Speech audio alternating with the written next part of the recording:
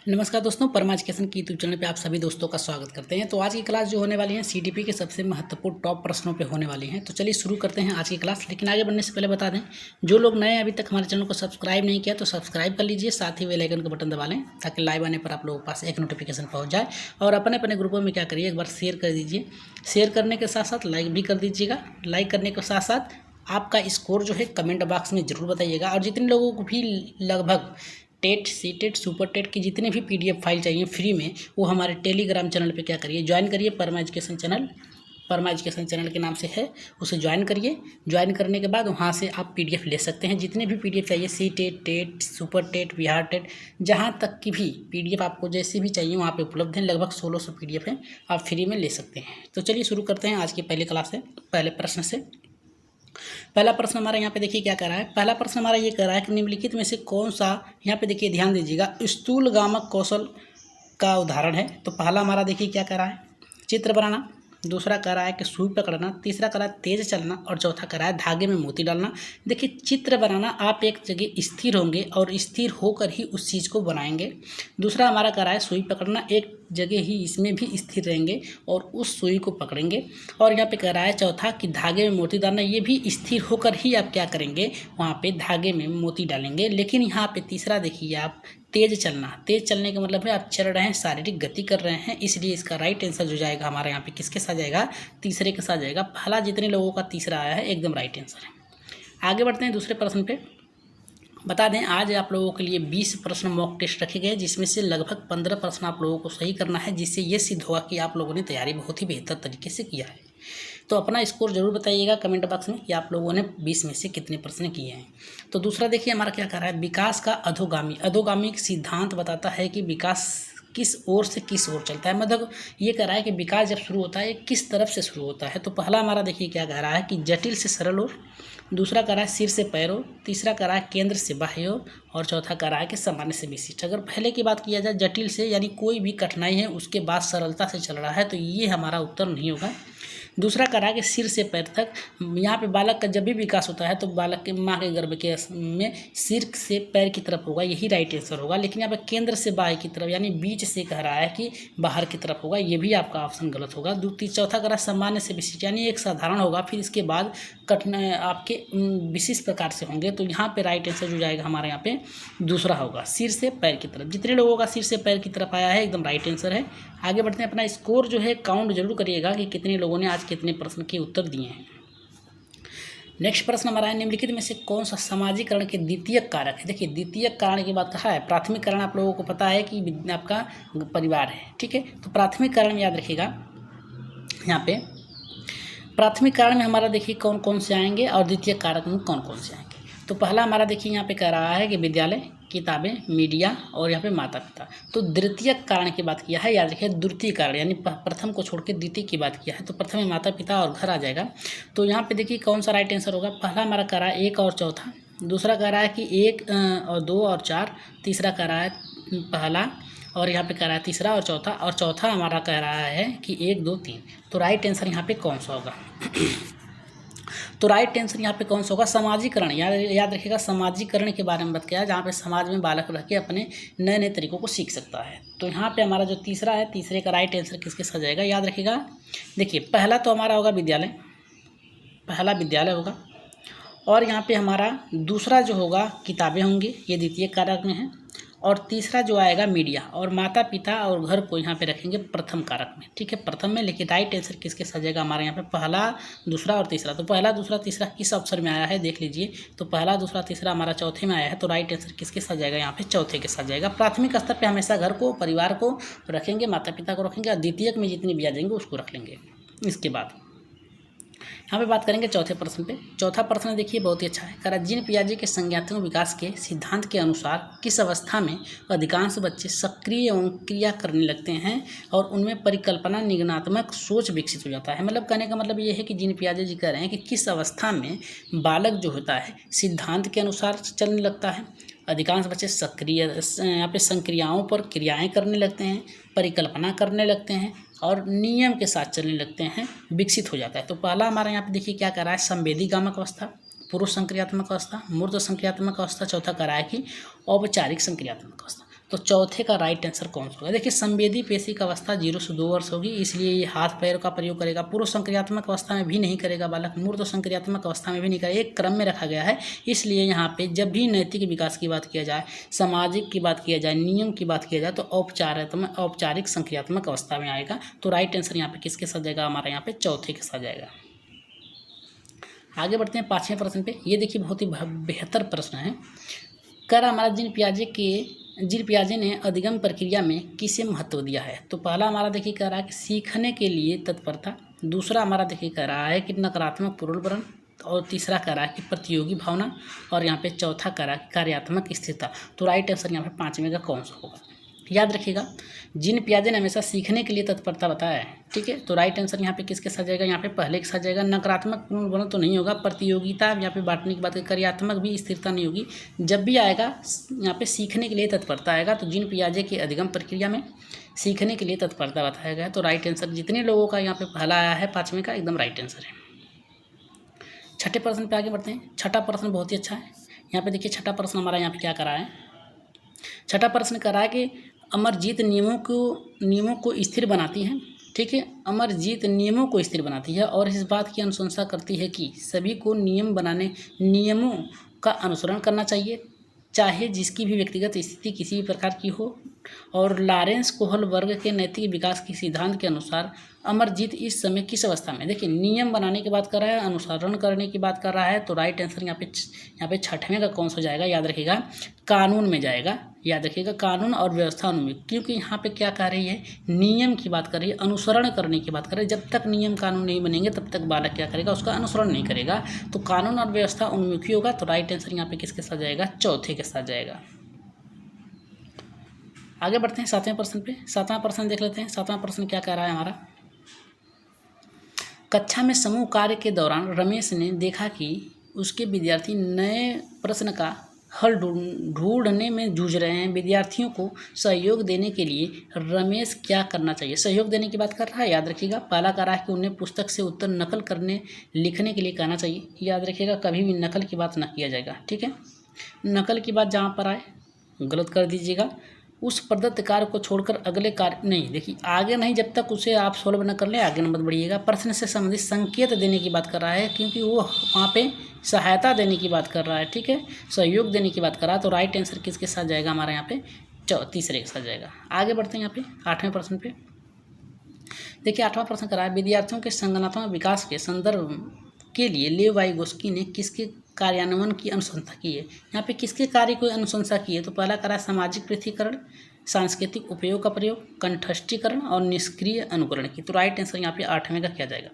याद रखिएगा, जब भी यहाँ पे आए आपका लेव वाइगोस्की के अनुसार, तो यहाँ पे सामाजिक सांस्कृतिक उपकरणों का प्रयोग किया गया है। तो यहाँ पे सांस्कृतिक उपकरणों का प्रयोग करने की बात किया है। तो राइट आंसर यहाँ पे किसके साथ जाएगा? यहाँ पे हमारा दूसरे के साथ जाएगा। सामाजिक पृथक्करण बांटने की बात नहीं किए हैं, दोहराने की बात नहीं की है, निष्क्रिय की बात नहीं किए हैं। अनुकरण जहाँ पर भी आए दोहराने की बात कर रहा है, पृथक्करण की बात कर रहा है, यहाँ पे दोहराने की बात कर रहा है, बांटने की बात कर रहा है, कंठस्थीकरण याद करने की। तो बचा हमारा सबसे पॉजिटिव कौन? सांस्कृतिक उपकरणों का प्रयोग। तो याद रखिएगा, कभी भी अगर प्रश्न आपको ना आए तो हमेशा पॉजिटिव खोजिएगा कि आखिर कहना क्या चाह रहा है।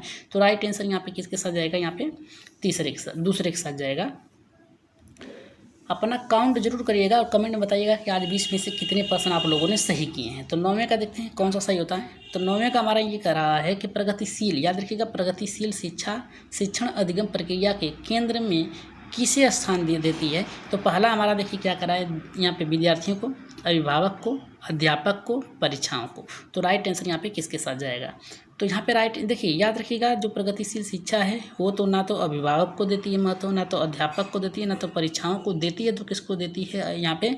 महत्व अधिगम में, शिक्षण अधिगम में विद्यार्थियों को। तो जितने लोगों का विद्यार्थी है एकदम राइट आंसर है। बालक को ही केंद्र मानेंगे हम लोग।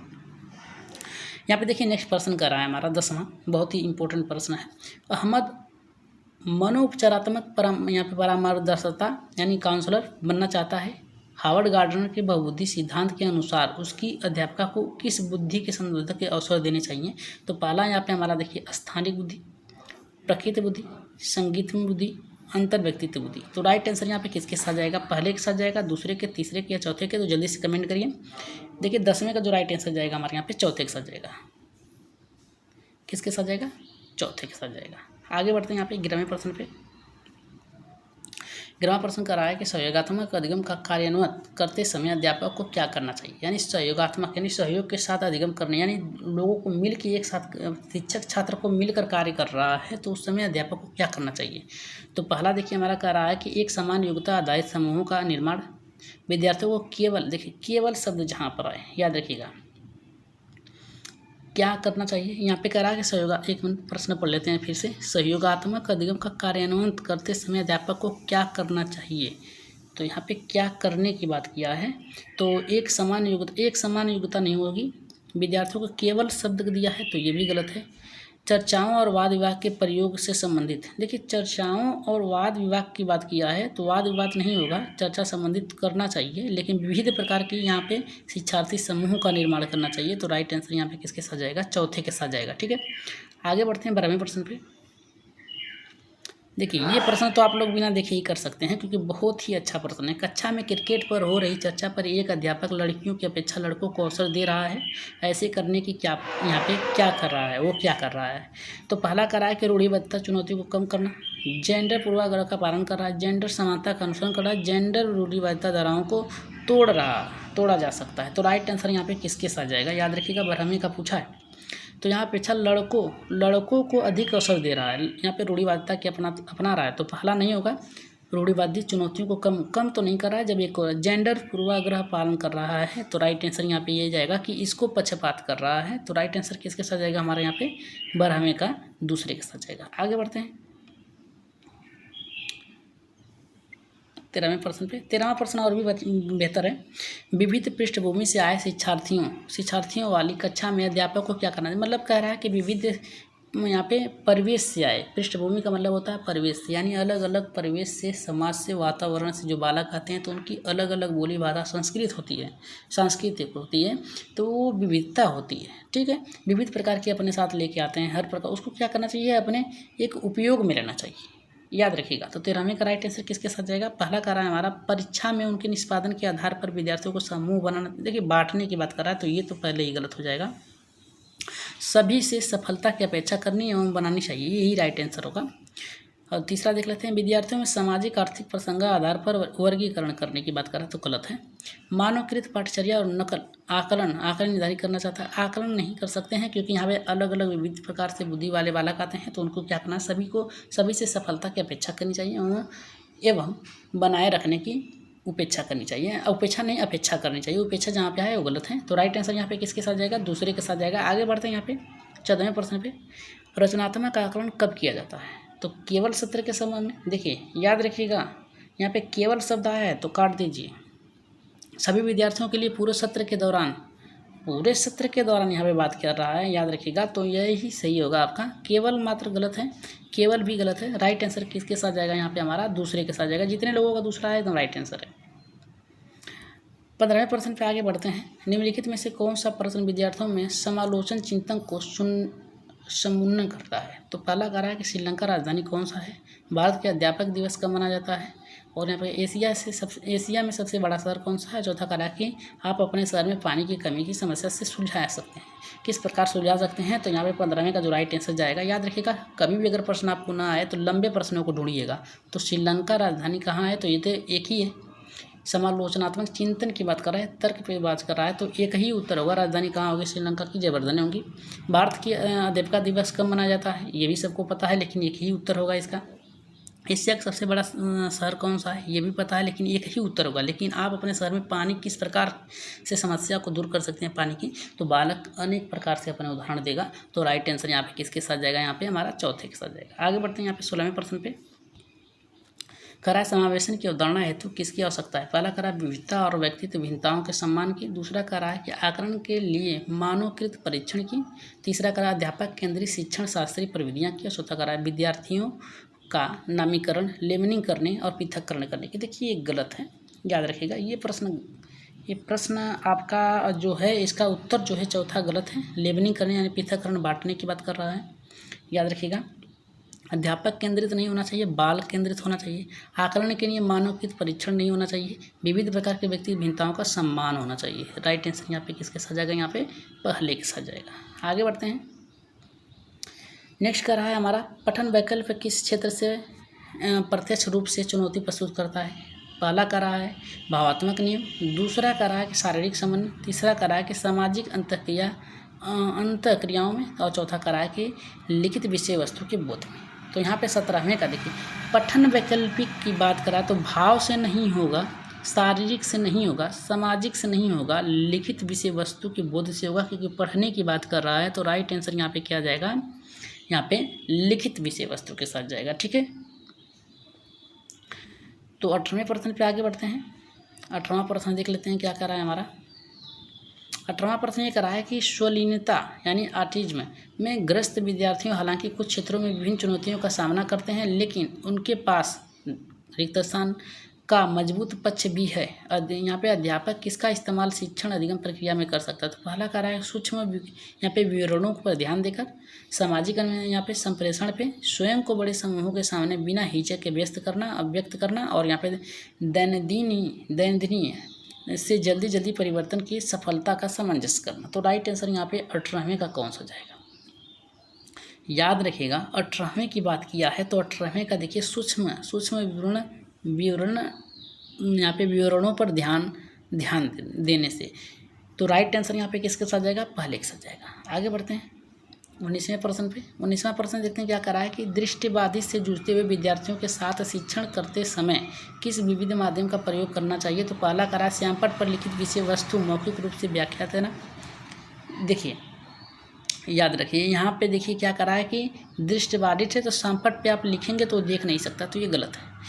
स्पर्शग्राही मानचित्र यहाँ पे देख नहीं सकता है तो स्पष्ट भी ठीक से नहीं कर सकता है। ठीक है, तो सहायक उपकरणों के प्रयोग की अनुमति देखिए नहीं कर सकता है उसका भी प्रयोग, क्योंकि वो दृष्टिबाधित है। अधिगम के आकलन के लिए लिखित परीक्षण लेना, तो यही राइट आंसर होगा। किस विविध माध्यम का प्रयोग करना चाहिए, तो राइट आंसर यहाँ पे चौथे के साथ जाएगा। आगे बढ़ते हैं यहाँ पे 20वें प्रश्न और अंतिम प्रश्न पे। निम्नलिखित में से कौन सी विशेषता प्रभावशाली विद्यार्थियों की नहीं है। नहीं की बात किया है तो यहाँ पे आप माइनस का मार्क लगा लीजिएगा। और यहाँ पे कह रहा है औसत से अधिक दृष्टि स्तर, दूसरा उच्च स्तरीय समस्या समाधान कौशल, तीसरा कह रहा है कौशल पर निपुणता प्राप्त करने हेतु, और चौथा कह रहा है जानकारी का संग्रह करना। तो इसका उत्तर आप लोग देंगे कमेंट बॉक्स में आप इसका उत्तर देंगे, याद रखिएगा। और कितने आज प्रश्न आप लोगों ने 20 में से 15 सही किए हैं, कितने लोगों का 15 सही आया है, आप लोग कमेंट बॉक्स में अपना राय सुझाव मत जरूर दीजिएगा। और जाते जाते सब्सक्राइब जरूर करिएगा और अपने भाई बहनों और ग्रुपों में शेयर करिएगा। शेयर करने के साथ साथ आप क्या करिएगा, सब्सक्राइब और लाइक जरूर कर दीजिएगा। ठीक है, PDF प्राप्त करने के लिए आप क्या कर सकते हैं, 1 मिनट, PDF प्राप्त करने के लिए आप लोग इस पर मैसेज कर सकते हैं। ठीक है, और व्हाट्सएप ग्रुप में जोड़ दिया जाएगा आप लोगों को, और वहाँ से PDF फ्री में आप लोगों को मिल जाएगा। तो चलिए आज की क्लास कैसी लगी, बात कमेंट बॉक्स में राय सुझाव मत जरूर दीजिएगा। तो आज के लिए इतना ही, धन्यवाद।